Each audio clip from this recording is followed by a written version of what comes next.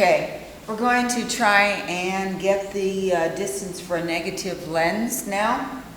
And in this case, we have a real image on the screen. We have the convex lens right here. And this is a real image, like we did before. I've jury-rigged this so I have a long distance to go back. And now I'm going to put a negative lens in place. The negative lens is at the same height as the positive lens. And now you see this is greatly blurred. The distance we want to measure in this case is the distance from the negative lens to the screen, and that can be done by putting a ruler from here to the tip, or from just taking the subtraction distance between the locations on the optical bench. Okay, now we see that our image is blurred. It's called an aberration.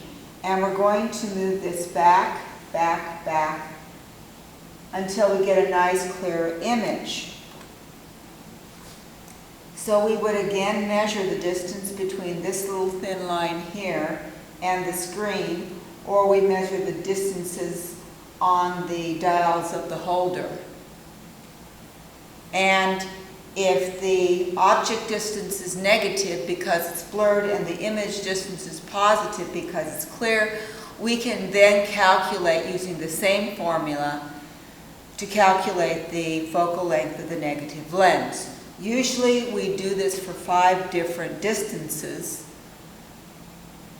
each time. So what would you do after you've got your first one done is you'd move this back until it's clear again.